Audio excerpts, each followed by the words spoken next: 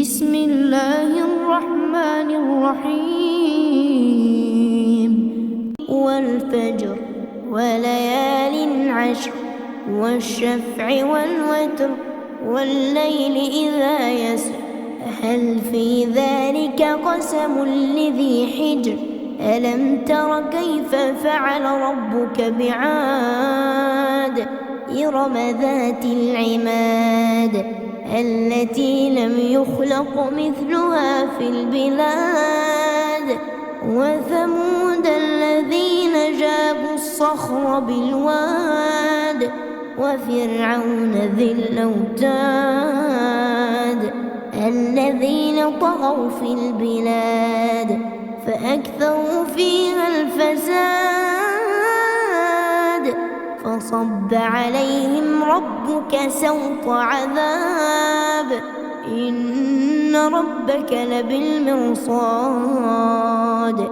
فأما الإنسان إذا ما ابتلاه ربه فأكرمه ونعمه فيقول ربي أكرمن وأما إذا ما ابتلاه فقدر عليه رزقه فيقول ربي أهانن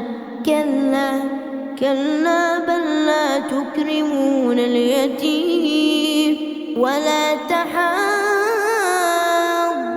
على طعام المسكين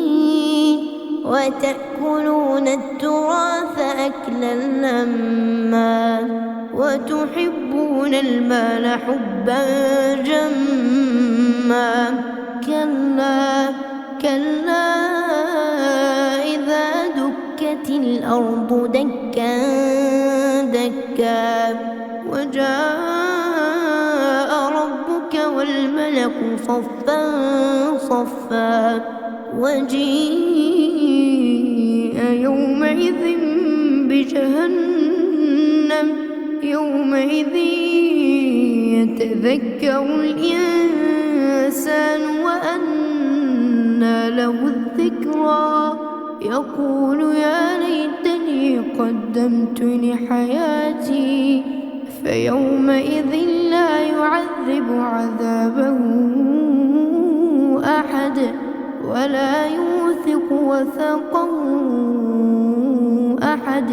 يا أيتها النفس المطمئنة ارجعي إلى ربك راضية مرضية فادخلي في عبادي وادخلي جنتي.